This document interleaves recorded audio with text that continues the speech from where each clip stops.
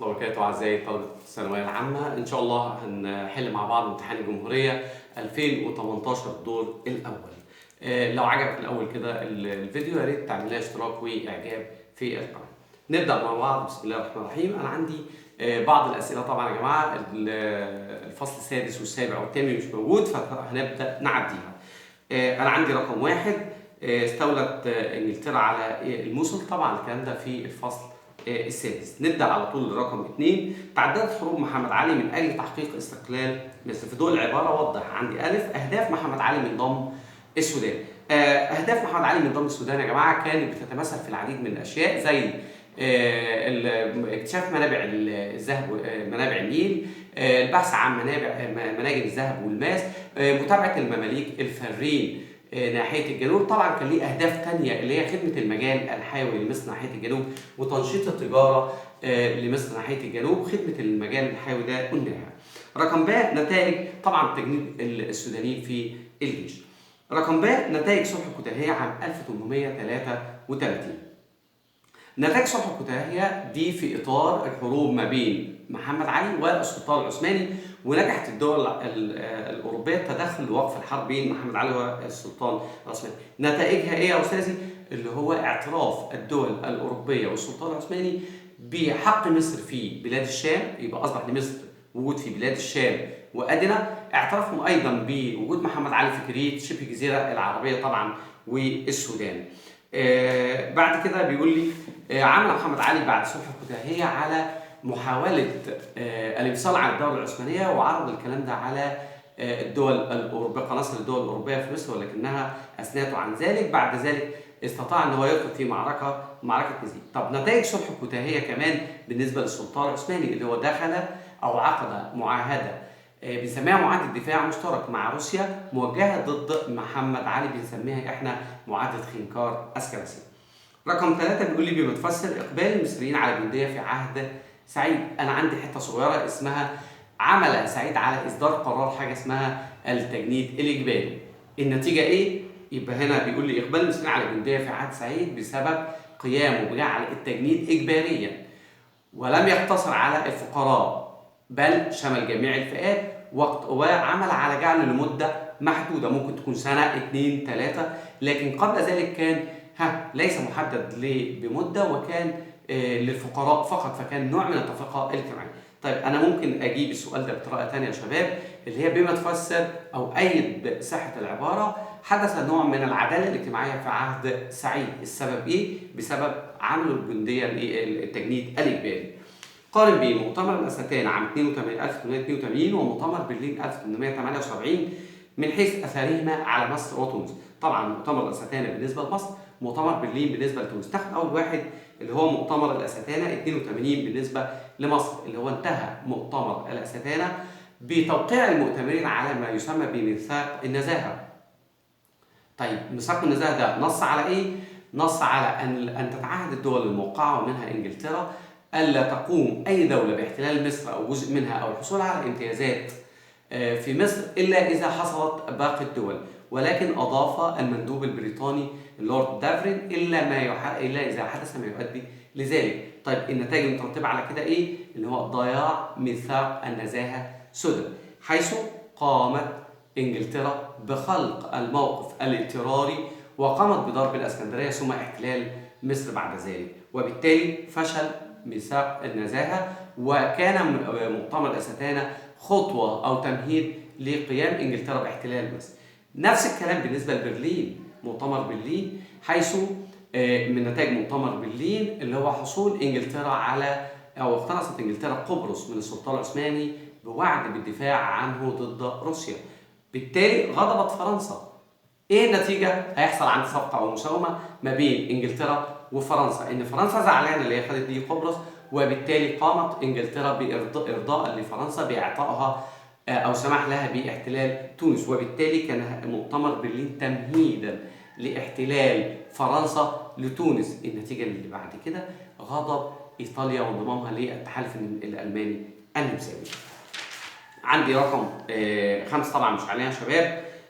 رقم 6 هي كمان. انا عندي رقم 7 للناس اللي بتتابعنا في امتحان الجمهورية 2018 دور الأول. رقم 7 بيقول لي حدد الدروس المستفادة من سياسة إسماعيل بالتوسع في الاقتراض دون سداد، من الأجانب دون سداد. أنا على طول وأنا بحل حاجة زي كده أحط في بالي، بيقول لي إيه الدروس المستفادة؟ أحط في بالي محمد علي وإسماعيل. محمد علي عمل على إدخال مظاهر النهضة الأوروبية، إقامة مصر الحديثة، شق الترع والقنوات، عمل التعليم، بعثات، حاجات كتيرة جدا. ولكن ده كله كان على من موارد مصر الذاتية، فلم يعتمد في إقامة مشروعاته على الديون. يبقى الدروس المستفادة هنا عكس مين؟ عكس إسماعيل تماما.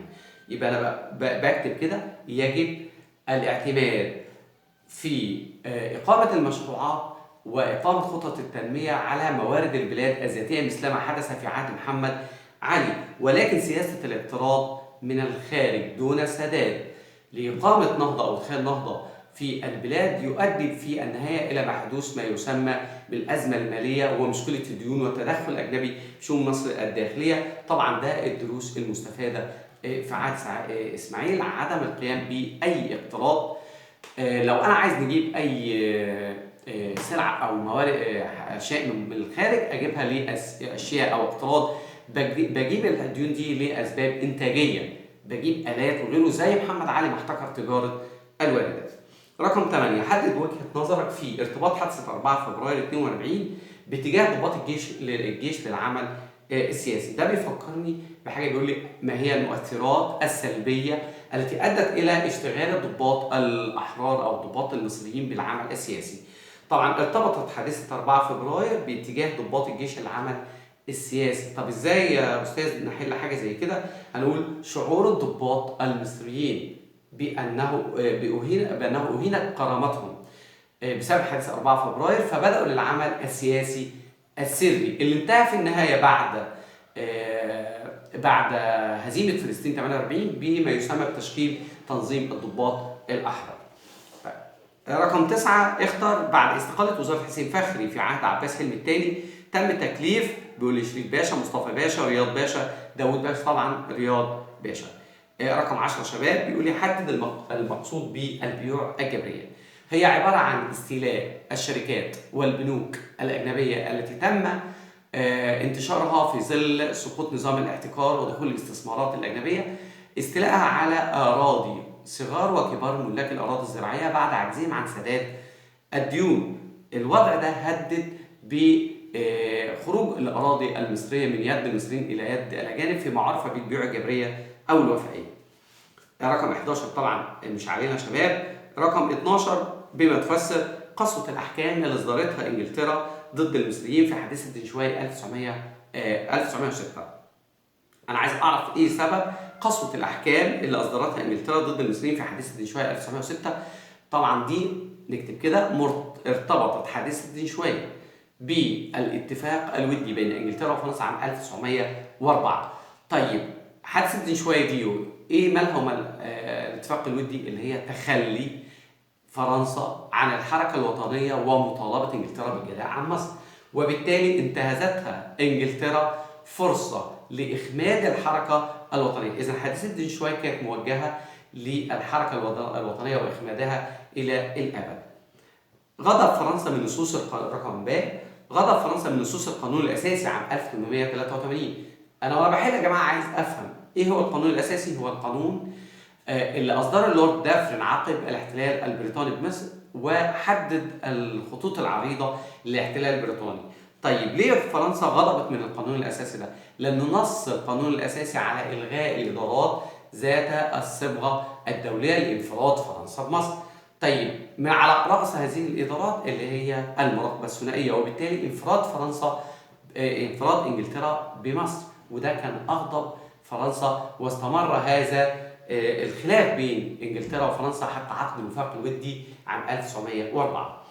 بيقول لي رقم 13 حدد العلاقه بين توسعات الخديوي الاسماعيلي في الحبشه والتدخل الاجنبي في مصر. انا عندي علاقه، ايه هي العلاقه دي؟ ان هو ارتبط عام التدخل او يعد عام 1875 هو عام الازمه الماليه والتدخل الاجنبي في شؤون مصر الداخليه. طب ايه السبب؟ هنقول كده بالظبط ان ارتبطت توسعات الخديوي الاسماعيلي في الحبشه بمنافسة الدول الأوروبية على الاستعمارات في شرق أفريقيا، مما أدى إلى غضب الدول الأوروبية واستغلال مشكلة الديون في التدخل في شؤون مصر الداخلية. عشان كده قلت يعد عام 1875 هو عام الأزمة المالية والتدخل الأجنبي في شؤون مصر الداخلية. بالرغم يا شباب إن إسماعيل خسر في أو هزم أمام الحبشة في عام 1875 وخسرت مصر 3 مليون جنيه، ولكن الدول الأوروبية احنا قلنا في عندها ثورة صناعية بتحاول تحافظ على مستعمراتها وتفتح مستعمرات جديدة عشان تصريف المنتجات. رقم 14 بما تفسر سمحت انجلترا للملك فاروق بإقالة حكومة الوفد في نهاية الحرب العالمية الثانية عام 1900. الكلام ده أقيلت عام 1944. طيب ليه انجلترا هتسمح للملك بإقالته بالرغم من ان هي حصرت قصر العابدين قصر الملك فاروق في 4 فبراير 1942؟ السبب ان خشت انجلترا من مطالبة النحاس باشا لانجلترا بالجلاء عن مصر مقابل هي مساعدة مصر لانجلترا في الحرب العالمية الثانية. طب رقم 2 هتسمح للملك بالتلاعب بالحياة النيابية ويجيب احزاب اقليه، وبالتالي يحصل عندي صراع حزبي وانشغال المصريين بدل ما هم بيطالبوا بالجلاء هيطالبوا بالجلاء ويطالبوا كمان بالدستور وحياه نيابيه سليمه. رقم 15 بيقول لي زياده حدد الاثار اللي ترتبط على زياده حجم التجاره ونشاط الاجانب في الاستيراد والتصدير بالنسبه للنقل والمواصلات في عهد سعيد. طيب انا عندي السؤال ده مرتبط بحاجه اسمها سقوط نظام الاحتكار.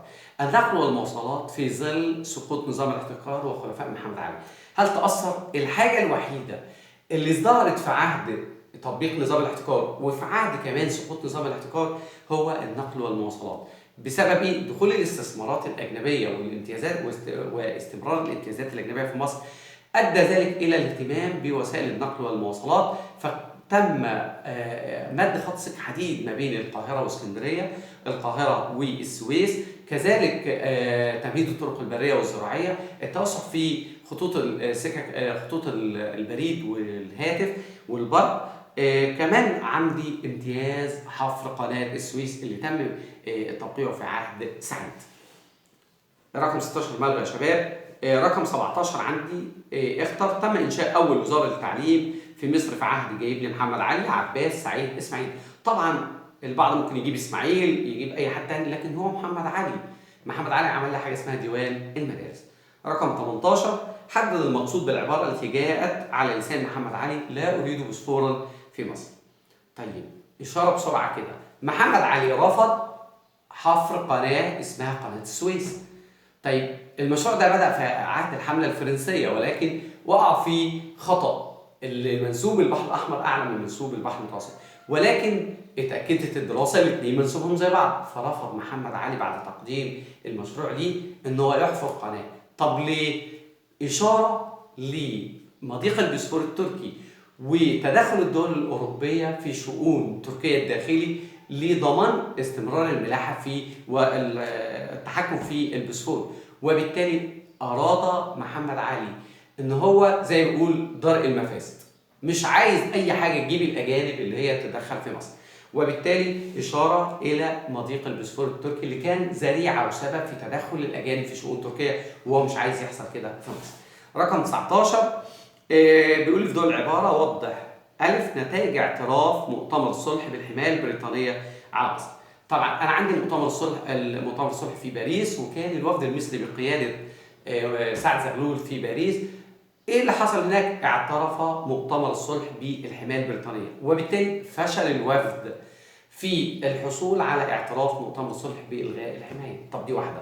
2 لم يدب اليأس في صفوف مؤتمر الصلح في اللي هو الوفد المصري في باريس، واستمر في باريس ليه يا أستاذ لعرض قضية استقلال مصر على برلمانات الدول الأوروبية وإقناعها بإلغاء الحماية. رقم 2 أدار الوفد في باريس القضية في مصر اللي هي استقلال مصر عن طريق لجنة الوفد المركزية اللي رأسها عبد الرحمن فهمي عن طريق الخطابات السرية. طبعا النتيجة إرسال لجنة ميلنر، وأدت في النهاية إلى اضطر ميلنر للتفاوض مع سعد زغلول. رقم ب، نتائج حركة جمع التوكيلات قبل ثورة 19. جمع التوكيلات عندما اتهم أو رفض السير وينجت سفر الوفد إلى إنجلترا للسماح لهم بالسفر إلى باريس لعرض قضية مصر. إيه السبب؟ لأن الوفد المصري أو سعد زغلول لا يمتلك الرسم، يعني أن يكون متحدثا رسميا عن الشعب المصري. طيب النتيجة بتاعت حركة جمع التوكيلات اللي هو نجاح الوفد المصري في جمع التوكيلات، فأصبح هو متحدثا رسميا عن الأمة المصرية في موضوع عرض قضية استقلال مصر. طب رقم 2، قلق إنجلترا وقيام الحكومة الإنجليزية باعتقال سعد زغلول ونفيه إلى جزيرة مالطا، وده طبعا رقم 3 هو السبب المباشر لاندلاع ثورة 19. رقم 20 طبعا ملغى يا شباب. رقم 21، قارن بين مسار الحاج ومحمود فهمي النقراشي من حيث دورهما في الحركة الوطنية ضد الاستعمار. طب مسار الحاج ده فين؟ ده في الجزائر، يبقى هو حمل مصالح الحاج التيار التحرري في الجزائر وعمل على إنشاء ما يسمى نجمة شمال أفريقيا. الراجل ده كان شيوعي في بداية الأمر ولكن عدل اتجاهه ونادى باستقلال الجزائر. طب محمود فهمي النقراشي ده أحد وزراء مصر ورؤساء الحكومة المصرية اللي هي وزراء إيه؟ أقلية بالفعل بعد الحرب العالمية الثانية. الراجل ده محمود فهمي النقراشي عمل على حاجتين، اللي هو الدخول في مفاوضات مع الحكومة البريطانية لتعديل معاهدة 36 وتحقيق الجلاء ولكن فشل. رقم 2 اللي هو عرض قضية مصر على مجلس الأمن ولكن مجلس الأمن ترك القضية معلقة. يفكرني برضه محمود فهمي النقراشي اللي هي عروض عدم استقرار وغيره وتم اغتياله على يد الإخوان المسلمين. رقم 22، أيد صحة أو خطأ العبارة الآتية تاريخيا: لم يكن من السهل على تنظيم الضباط الأحرار استكمال بنائه قبل عام 1955. نفتكر كده مع بعض يا شباب، احنا مش بنحاول نحفظ ونكتب بس كلمتي، أنا عايز أفهم السؤال. تنظيم الضباط الأحرار تم إقامته عام 1949 يعني بعد حرب فلسطين 48. طيب هدفه إيه؟ القيام بثورة للإطاحة بالنظام الملكي والتخلص من الاحتلال البريطاني. طيب الضباط الأحرار كانوا بيعملوا عمل سري ولا علني؟ عمل سري. طيب أنا طالما عمل سري هستطيع ان انا اوصل صوتي وافكاري لكل وحدات الجيش؟ طبعا لا. وبالتالي اختاروا عام 1955 مده طويله. ليه؟ لانهم كانوا بيعملوا بالعمل السري لاستكمال عمل تنظيم الضباط ونشر افكاره داخل جميع وحدات الجيش بسبب وجود بقى اجهزه لو اتعرف الضباط الاحرار بيعملوا ايه هيتم اعتقالهم ودخولهم السجن وغيره تحت طائله القانون. طيب ايه الاجهزه اللي بتدور عليهم دي؟ زي اجهزه خاصه بمخابرات الملك، مخابرات الحربيه، البوليس السياسي، عندي مخابرات خاصه بانجلترا والولايات المتحده الامريكيه. رقم 23 طبعا يا شباب ملغي. رقم 24، ماذا يحدث اذا ألف انتصر المماليك في موقعة إمبابة 1798؟ أنا بعكس النتائج بتاعتها إلى حد ما، اللي هي انتصر المماليك في موقعة إمبابة على نابليون بونابرت، لن يؤدي ذلك إلى فرار مراد بيك إلى الصعيد، عدم فرار إبراهيم بيك والولي العثماني إلى لا إله إلا الله إلى الشرقية ثم إلى بلاد الشام، عدم خضوع مصر لنابليون بونابرت طبعا، عدم دخول نابليون بونابرت القاهرة. رقم ب، نجحت حركة علي بيك الكبير في مصر. إيه ماذا يحدث إذا نجحت حركة علي بيك؟ حركة علي بيك الكبير لو نجحت إيه اللي هيحصل؟ يبقى استمرار أو عودة دولة المماليك، إقامة دولة مملوكية على يد علي بيك الكبير اللي زعيم المماليك وكان واخد منصب شيخ البلد. رقم 2، تمكن علي بيك الكبير من اتساع دولته لتشمل بلاد الحجاز بالفعل وبلاد الشام، عدم غدر سهره محمد بيك ابو الدهب وعدم انقلابه على سيده، وعدم تولي محمد بيك ابو الدهب ومنصب شيخ البلد، عدم عوده مصر ولايه عثمانيه. رقم 25، اختار وطدت اسبانيا سيطرتها بعد حادثه اغادير على بيقول لي طنجه، اغادير، مراكش، الريف. طبعا انا عندي كان في طبعا هي اختيارنا الريف، بس انا بوضح هنا فرنسا احتلت مراكش وعملت معاهده مع او اتفاقيه او صفقه مع اسبانيا اللي تاخد منطقه اسمها الريف المغربي، يبقى هنا وطدت اسبانيا سيطرتها بعد حادثه اغادير على الريف المغربي. طب لو قلنا فرنسا يبقى على مراكش. رقم 26 ملغي برضه يا شباب. عندي رقم 27 اختر ساندت مصر قبل ثورة يوليو عام 1952 الجزائر، ليبيا، مراكش، السودان. أنا عندي ليبيا. طب ليه اخترت ليبيا؟ لأنها استقلت عام 1951. رقم 28 ملغي. رقم 29 كيف كانت الحملة الفرنسية صدمة حضارية وثقافية؟ أنا عندي السؤال ده مهم جدا وسهل جدا. هي الحملة الفرنسية ليه صدمة حضارية وثقافية لمصر؟ لو أنا قسمتها كده كان لها نتائج سياسية وعلمية واقتصادية. طيب لو أنا جيت واجتماعية.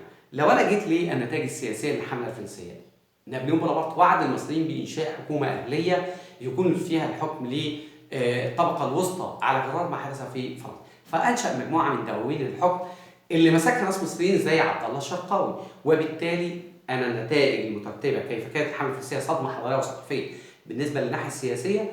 أول حاجة اللي هي إنشاء دواوين الحكم ومشاركة المصريين بين قوسين علماء وأعيان ومشايخ في الحكم، نبهت أذهان المصريين لنوع جديد من الحكم اللي هو لم يكن قائما على الاستبداد ولكن المشاركة في الحكم. طيب الناحية العلمية، أنا عندي حاجة اسمها المجمع العلمي. المجمع العلمي ده ساهم فيه نابليون بونابرت وهو جاي عمل لي مطبعتين، واحدة فرنسية وواحدة عربية. طب المجمع العلمي عمل على النهوض بالعلوم والثقافة وغيره، ربط العلم بالسياسة. طب المجمع العلمي عمل لي إيه؟ عمل حاجات إنجازات كبيرة جدا، أهمها عندي مشروع قناة السويس. شاف حجر رشيد اللي أدى بعد ذلك في فك رموز حجر رشيد ومعرفة علم المصريات والتاريخ الفرعوني. رقم 3 عندي كتاب وصف مصر، هي أول دراسة كاملة لمصر.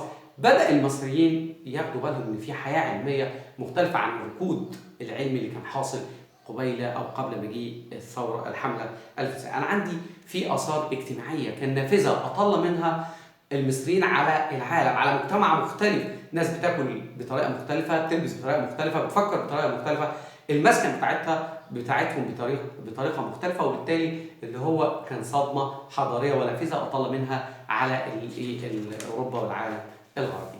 رقم 30 حدد العلاقة بين عودة نابليون إلى فرنسا سرا وعقد معاهدة العريش عام 1800. نابليون عاد إلى فرنسا سرا وترك قيادة الحملة في يد مين؟ في يد كليبر. طيب أنا عندي سؤال بيقول لي بما تفسر كان كليبر من أنصار الرحيل، عايز يمشي مش عايز يستنى. طب ليه؟ بسبب الأخطار التي أحاطت بالحملة الفرنسية، أخطار كتيرة. إيه النتائج المترتبة على الأخطار اللي أحاطت بالحملة الفرنسية؟ إن كليبر كان من أنصار الرحيل. طب عشان يرحل عمل إيه؟ عمل على الدخول في مفاوضات مع الدولة العثمانية فيما يسمى عقد معاهدة العريش عام 1800 في مدينة العريش، عشان كده سميت بهذا الاسم. وحضر هذه المعاهدة قائد الأسطول الإنجليزي.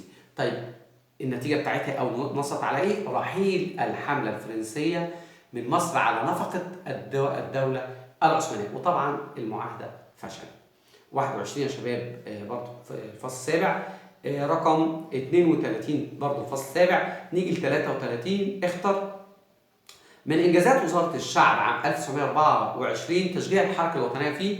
بيقول لي ليبيا، السودان، الشام، العراق. طبعا السودان اللي هو كان بيطالب سعد زغلول بوحده وادي النيل واستقلالها. رقم 24 كيف كان البنك الاهلي المصري؟ وضح طبعا كيف كان البنك الاهلي المصري كارثه على مصر، لانه احتكر اصدار الاوراق الماليه البنكنوت، ربط الاقتصاد المصري بالاقتصاد البريطاني، فكان اي هزه في الاقتصاد البريطاني يؤدي الى هزه في الاقتصاد المصري. رقم 25 35 و36 طبعا شباب مش علينا. 37 ايد صحه او خطا العباره التاليه. يوجد تناقض بين فرمان 72 وفرمان 79. طبعا عشان افهمه كويس ده في عهد مين وفي عهد مين ونص عليه. انا عندي فرمان 1872 كان في عهد الخديوي اسماعيل. طب نص على ايه؟ اللي هو يحق لاسماعيل اللي هو عقد قروض دون الرجوع للسلطان العثماني. طيب فرمان 1879 ده الفرمان اللي اصدره السلطان العثماني موجه للخديوي توفيق في بدايه عصر توفيق بعد عزل اسماعيل. طب ليه؟ لتقييد مزايا الخديويه.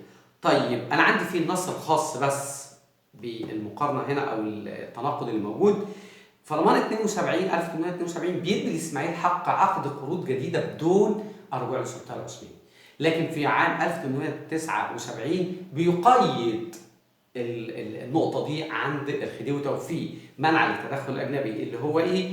اللي هو يمنع او يحرم على الخديوي توفيق عقد قروض جديده الا بموافقه السلطان العثماني وموافقه الدول الدائنه، والهدف منه سداد الدين. طب الهدف النهائي ليه؟ منع التدخل الاجنبي في شؤون مصر الداخليه انتهازا للازمه الماليه. رقم 38، ماذا كان يحدث اذا لم ينسق مصطفى كامل حركته الوطنيه مع السلطان العثماني؟ مصطفى كامل نسق حركته مع ثلاثه، اللي هو الخديوي عباس حلمي الثاني، فرنسا، السلطان العثماني. السلطان العثماني ليه؟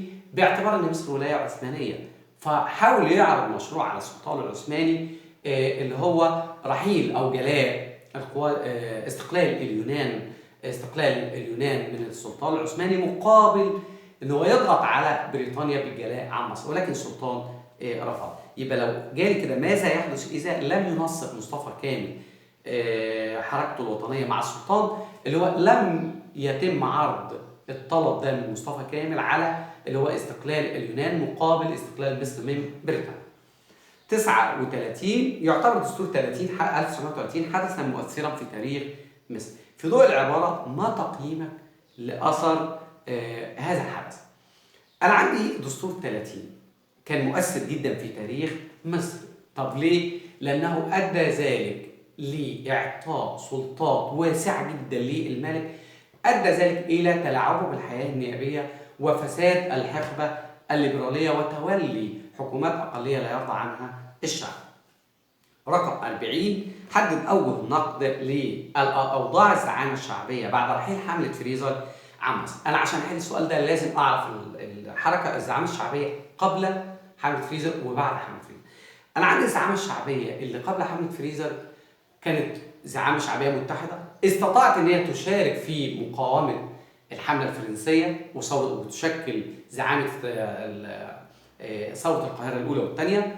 رقم 2، ان هي تلعب في الصراع الدائر في الفراغ السياسي بعد رحيل الحملة الفرنسية، وتلعب دور كبير في عزل خورشيد باشا وتولية محمد علي وتحط له شروط الولاية. لكن بعد حملة فريزر حصل حاجة اللي هي انقسام الزعامة الشعبية في تقديرها لعمر مكرم، وبدأوا يقدموا دسائس لمحمد علي اللي هو استغلها الأخير اللي هو محمد علي في تعميق هذا الانقسام، وعمل على التخلص من الزعامة الشعبية بنفي عمر مكرم إلى دمياط عام 1809.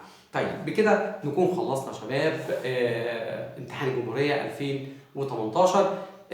يا ريت يكون الفيديو عجبكم، لو كده يا ريت نحط تقييم للقناة ونحط إعجاب واشتراك. السلام عليكم ورحمة الله وبركاته.